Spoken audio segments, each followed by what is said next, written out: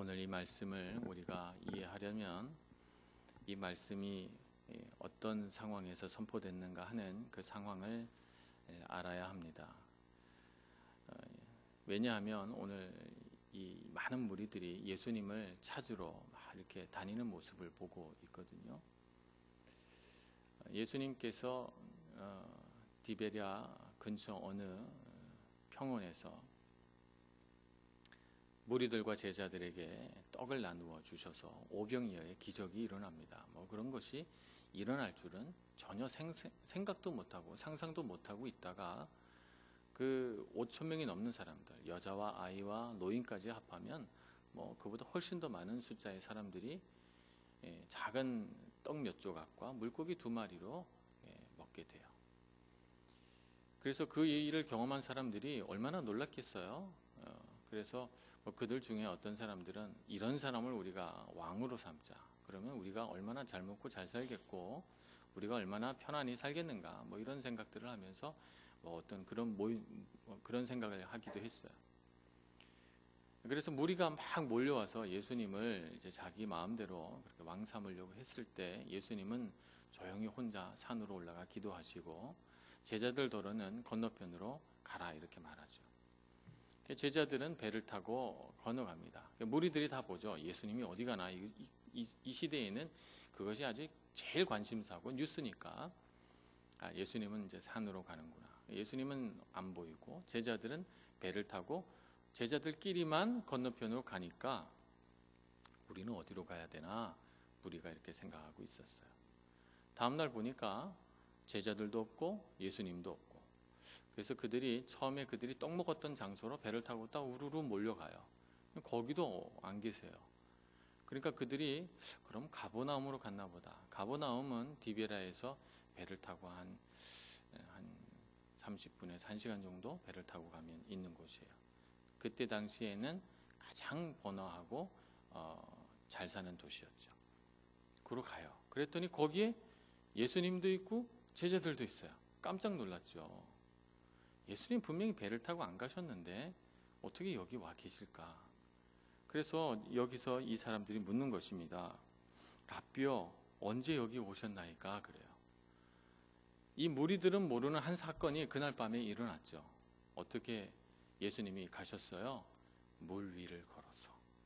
제자들이 건너편으로 가다가 풍랑을 만나서 막 밤새도록 그저 1시간이면 가는 길을 거기서 노를 저으면서 밤새도록 사투를 벌일 때 예수님이 갈릴리 호수를 발로 밟고 제자들에게 오세요. 배에 올라타시고 풍랑을 잔잔케 하시고 건너가셨으니 이 기막힌 일을 무리들이 어찌 알았겠습니까? 그래서 깜짝 놀란 무리들이 이렇게 묻는 것입니다. 자, 이렇게 해서 무리들이 예수님을 찾아내고 자, 이제 우리가 원하는 일을 해볼까라고 한다든지 혹은 예수님을 찾아내서 오늘 여기 이 대화를 보니까 이 대화를 나눈 사람은 예수님에 대해서 적대적인 마음도 있으면서 또 예수님에 대해서 좋은 마음도 있는 이런 약간 혼란스러운 마음으로 예수님을 이렇게 테스트해 보듯이 이렇게 질문하는 것을 우리가 느낄 수가 있어요. 그래서 이런 대화를 하기 전에 예수님께서 이 무리와 또 질문하는 이 몇몇 사람들을 가만히 바라보시면서 그들이 갖고 있는 생각을 왜 모르셨겠어요? 왜 모르셨겠어요? 그래서 예수님께서 이렇게 말씀하십니다. 내가 진실로 진실로 너희에게 이르노니 너희가 나를 찾는 것은 표적을 본 까닭이 아니요 떡을 먹고 배부른 까닭이니라 이렇게 말씀하십니다. 그들이 갖고 있는 생각을 정확히 꼬집으면서 이제 예수님께서 그들에게 가르치시고자 하는 것을 가르치시려고 운을 떼시는 것입니다. 오늘날에도 사실 그때 당시 무리와 못지않게 엄청나게 많은 사람들이 예수님을 찾고 또 예수님 앞에 나와서 예배하고 그렇게 합니다. 오늘날 예수님이 동일하게 물어보실 것 같아요. 너희들은 왜 나를 찾느냐라고 말씀이죠. 우리는 왜 예수님을 찾는 걸까요? 왜 예수님을 이렇게 부르면서 예수님 앞에 나오려 뭘 바라고 오늘 우리가 이 자리에 있는 걸까요?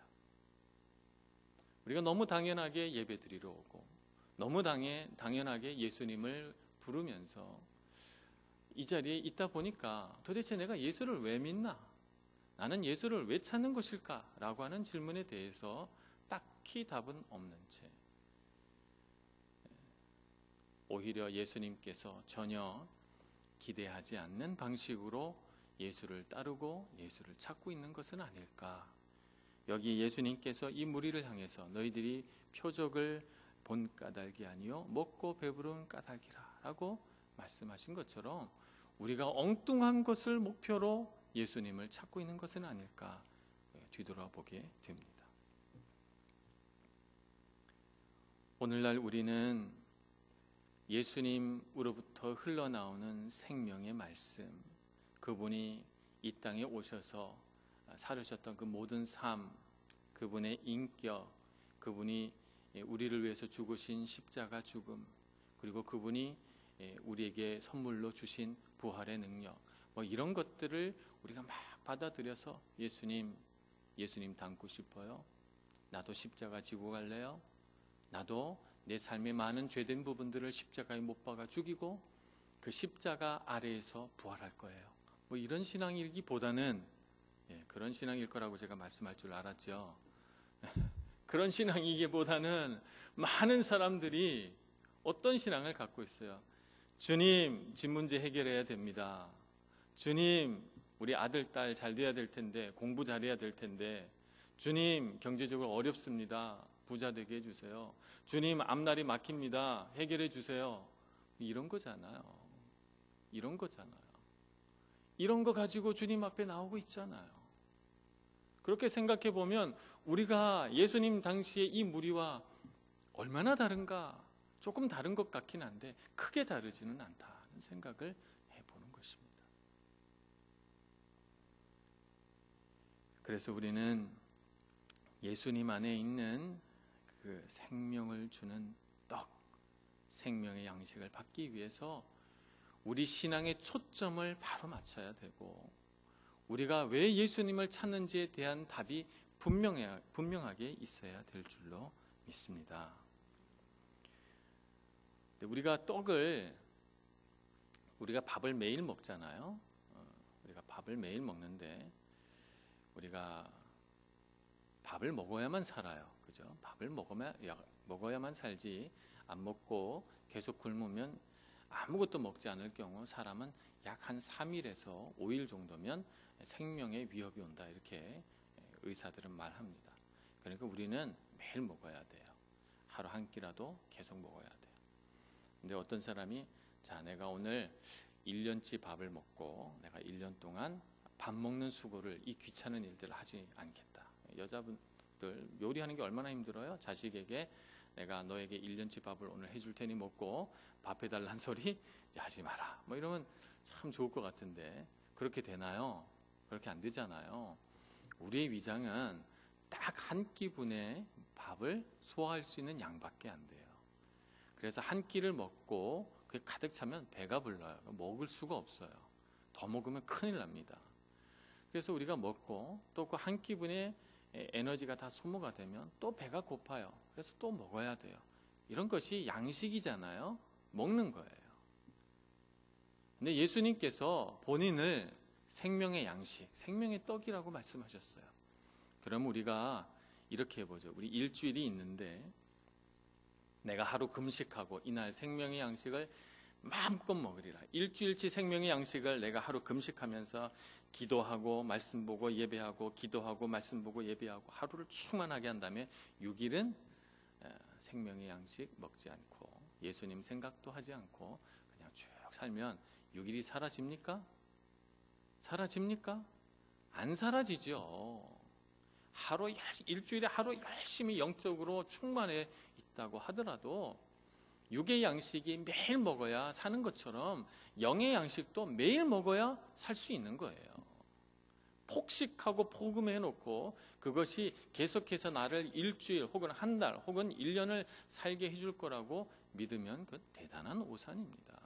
양식이기 때문이죠. 그래서 우리가 예전에 내가 어떻게 신앙생활을 했나, 내가 예전에 얼마나 큰 은혜 받았나, 이런 걸 얘기하는 것이 참으로 무익합니다. 물론 하나님 안 믿는 사람들에게 예수 믿게 하기 위해서 간증하고 말씀 전하기 위해서는 필요한 일이지만, 그러나 내가 예전에 받은 은혜가 아직도 계속해서 나에게 영향을 미쳐서 나를 배부르게 하고 나의 영을 계속해서 살게 할 수 있을 거라고 믿는 것은 오산입니다. 그때 받은 은혜는 그때 다 소화되고 없어요. 그때 받은 은혜는 그때 나를 살게 하기 위해서 주신 은혜지, 그래서 내가 그때 사는 거죠. 지금 내가 살려면, 지금 나의 영이 깨어 있으려면 지금 은혜가 있어야 돼요. 지금 내가 영의 양식을 먹어야 되고, 지금 예수님과 만나야 되고, 생명의 떡이신 예수님의 앞에 나아가야지만 매일매일 밥 먹듯이 아침에도 나아가고 저녁에도 나아가고 어제도 나아가고 오늘도 나아가고, 한 달 전에도 내가 성령으로 충만했고 한 달 뒤에도 성령으로 충만해야 우리의 삶이 온전해지지 않겠습니까? 그러므로 신앙생활은 자랑할 것이 없어요. 신앙생활은 항상 현재입니다. 내가 현재 은혜가 있느냐, 내가 현재 믿음이 있느냐, 내가 현재 예수를 어떤 마음으로 찾고 있느냐 라고 하는 것이 무척이나 중요한 것입니다. 이렇게 내 현재에서 주님을 만나지 못하면 어떤 일이 벌어지는가 하면, 나는 늘 감각적인 것, 육체적인 것을 즐거워하게 돼 있어요. 우리의 육체가 그런 것이죠. 우리의 육체는 부드럽고 나풀거리는 이런 옷감을 좋아하고, 우리의 입술은 맛있고 달콤한 것을 좋아하고, 우리의 눈은 아름답고 보기 좋은 것들을 좋아하고, 우리 귀에는 부드럽고 속삭이는 말과 그윽한 음성을 좋아하게 돼 있어요. 그래서 우리는 늘 우리 피부에 좋은 것, 우리 눈에 보기 좋은 것, 우리 귀에 듣기 좋은 것들을 구하고 탐하고 그것을 추구해요. 그렇게 살아가다 보니까 우리는 늘 감각적인 것에 저도 모르게 빠져들고 자기도 모르게 육적인 것들에 가까이 하게 됩니다. 그러다 보니까 어느새 우리는 무엇으로 사는가 하면 육으로 살게 되는 거예요. 육으로 살고, 그런 것들이 내 삶의 어떤 영적인 부분들을 자꾸 마비시켜요. 육으로 자꾸 살다 보니까 영이 갈급해지고 영이 쇠해지고 영은 먹지 못해서 막 뼈다귀만 남고, 이런 것들에 대해서 전혀 생각지를 못하는 거예요. 왜냐하면 육은 보이는데 영은 보이지 않거든요. 자기도 모르게 영이 말라 죽어가는 것은 방치해 놓고, 육은 날마다 살이 쪄서 영과 육의 불균형이 우리 삶 가운데 만들어지는 것이죠. 그래서 우리가 육적인 것을 바라보면서 그것을 즐거워하고 탐하는 마음에 절제라고 하는 성령의 열매를 맺어야 되는 것입니다. 그것을 하지 말라라고 하면서 금욕주의로 가는 것도 하나님의 뜻은 아니에요. 그러나 때로 내 삶에 내 육신이 감각적이고 육적인 것들을 좋아해서 그것으로 가까이 다가갈 때, 우리는 반대로 돌아서서 나의 영도 과연 이와 같이 아름답고 든든하게 서 있나 라고 하는 것을 돌아보고 영과 육의 균형을 맞추기 위해서 애써야 되는 것이죠. 만약 이 균형을 잃어버리고 절제의 미덕을 잃어버리고 이 절제라고 하는 성령의 열매를 맺지 못한 채 육만 배불리고 육만 잘 되고 육이 잘 되는 것을 자랑하고, 그러면 나도 모르게 어느새 영적인 감각은 마비되고 우리의 눈은 멀게 되고 우리의 귀는 막히게 되고, 그래서 우리의 마음은 굳어지고 오직 욕심과 시기와 탐욕으로만 가득 찬 마음이 되어서 하나님 앞에 나와도 주님의 말씀이 들리지 않고, 생명의 떡이신 예수가 내 앞에 있어도 그분의 몸을 내 삶으로 받아들이지 못하게 되는 것입니다. 그렇기 때문에 우리 신앙생활은 언제 잘해야 되는가 하면, 우리가 바닥에 떨어졌을 때 신앙생활 잘해야 되는 게 아니에요. 우리가 신앙생활 잘할 때, 아무 근심 걱정 없을 때, 평안할 때 신앙생활을 잘해야 됩니다. 그러니까 그럴 때는 두 가지가 있어야 돼요. 하나는 기도할 때 말이죠. 악순환의 기도를 하면 안 돼요. 악순환 기도는 어떤 기도냐면, 주님, 제가 또 이런 죄를 졌습니다. 저는 이런 나쁜 놈이에요. 다시는 이런 죄를 짓지 않겠습니다 하고 자꾸 죄된 얘기만 하다 보면, 물론 회개는 필요하지만 회개를 적당히 해야 되는데, 이렇게 회개 기도를 막 이렇게 하면서 정말로 믿어요. 내가 나쁜 놈이라고. 정말로 믿어버려요. 그러니까 거기에 부활이 없는 거예요. 죽기만 하는 거죠.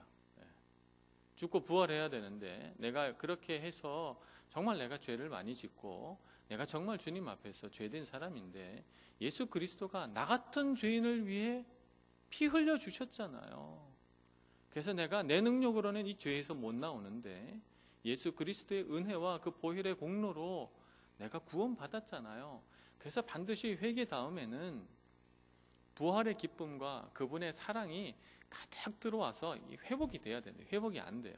이게 악순환 기도입니다. 그래서 아무리 가슴을 치고 회개를 해도 마음이 시원하지 않아요. 계속 내가 나쁜 사람 같은 거죠. 그래서 나 같은 사람은 확 죽어야 됩니다. 그러면서 막 자기를 저주하기까지 이르게 되면, 이건 악순환 기도 중에 최악의 기도죠. 회개는 그런 것이 아닙니다. 회개는 내 안에 있는 그 죄된 것들을 주님 앞에 겸손히 내어놓고, 그분의 공로로, 아무 공로 없는 내가 그분의 피 흘림과 그분의 눈물 어린 사랑으로 내가 이렇게 회복이 되어 하나님의 자녀가 되었다는 사실에 감격하고 기뻐하고 감사하면서 부활의 능력 가운데로 나아가야 선순환의 기도입니다. 그래서 우리가 항상 기도할 때는 이런 기도를 해야 돼요. 주님, 제가 지금보다 더 나아지겠습니다. 제가 지금보다 더 신앙 좋은 사람이 될게요. 주님 약속드립니다. 제가 지금 인내하고 살고 있지만 더 인내하며 살게요. 주님, 제가 예전엔 참 성격이 되게 그랬는데 이제는 성격 좋아지겠습니다. 제가 언어 사용을 조심해야 돼가지고 더 리얼하게 말씀드리고 싶지만, 그랬는데 지금 제가 온유해지고 싶습니다. 더 온유해질 거예요. 주님께 이렇게 기도하는 것이 선순환 기도입니다. 주님께 내가 지금 열심히 주님 앞에 나오려고 노력하는데 더 잘할게요, 주님. 이런 기도를 주님 앞에 올려드려야 주님이 우리를 꼭 안아주시지 않겠습니까? 사랑하는 아들아, 사랑하는 딸아, 그래, 내가 네 마음 알지. 그렇게 살 수 있도록 내가 힘도 주고 지혜도 주고 능력도 주마. 이렇게 말씀하시는 것입니다. 이것이 선순환 기도죠. 그래서 우리는 평안할 때 신앙생활을 잘해야 됩니다. 나중에 내가 신앙생활 잘못하다가 막 이렇게 꼬꾸라져서 막 바닥에 떨어져서 그때 가서 신앙생활 잘하려고 그러면 너무너무 힘들어요. 이런 것을 뒷북이라고 하고요. 뒷북치는 신앙이죠. 항상 거꾸로 져야 신앙생활 잘하겠다고 말하는 건 뒷북치는 신앙이고, 우리는 앞북치는 신앙을 해야 돼요.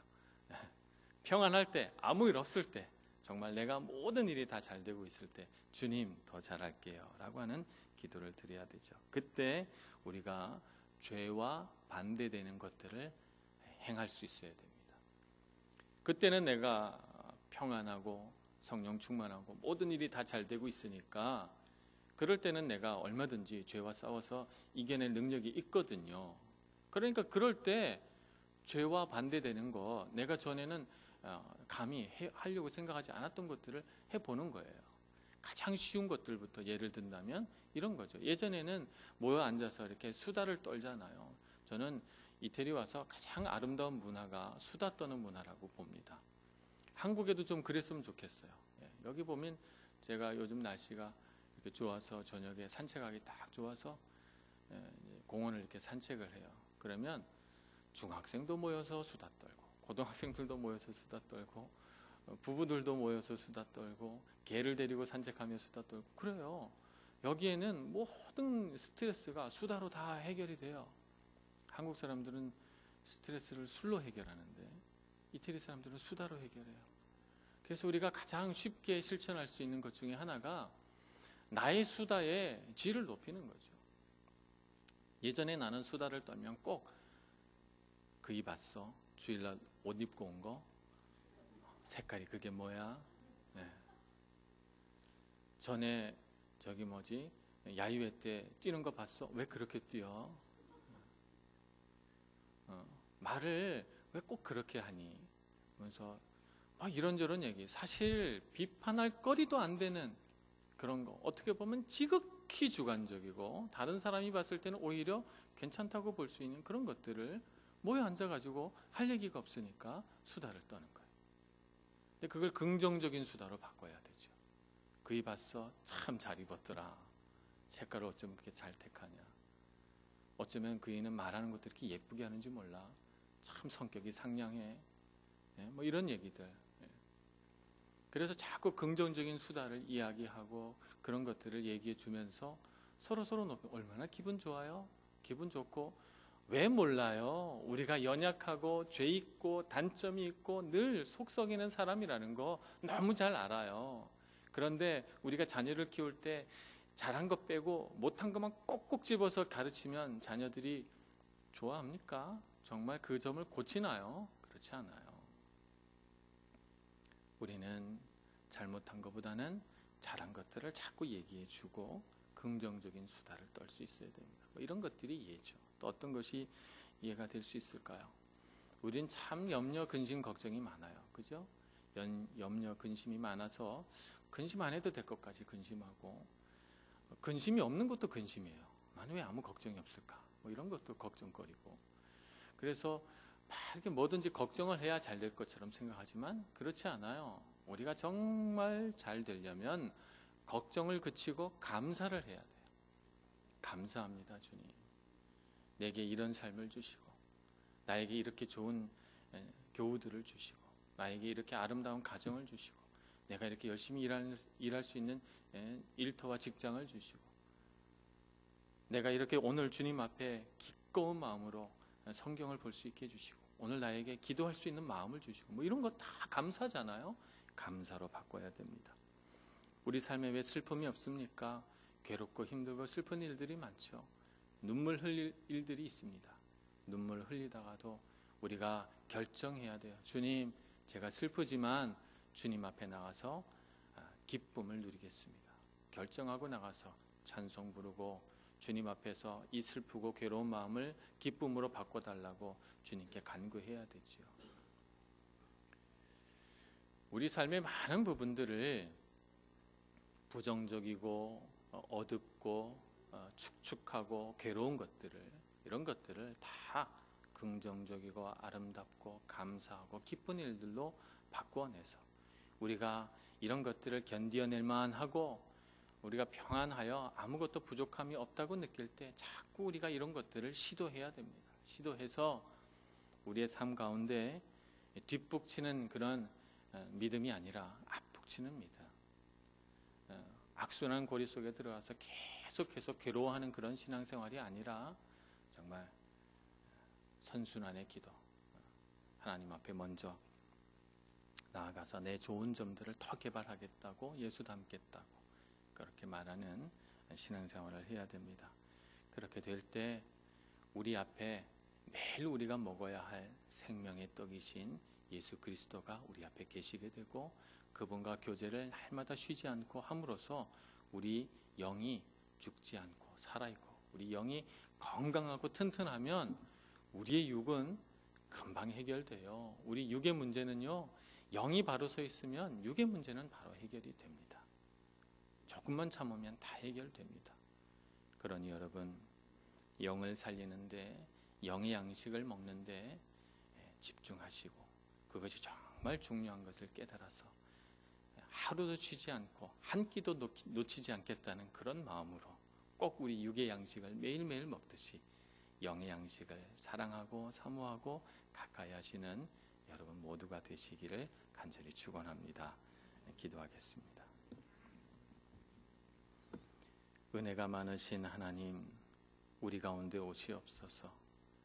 어리석고 우매한 저희들로 하여금 영의 양식으로 오시고 생명의 떡이신 예수 그리스도가 우리의 삶에 얼마나 중요한 분이신가 깨달아 날마다 그분과 교제하며 그분의 손을 붙잡고 그분이 주시는 영의 양식을 먹으며 날마다 건강해지고 튼튼해지는 저희들 다 되게 하여 주시옵소서. 예수님의 이름으로 기도합니다. 아멘.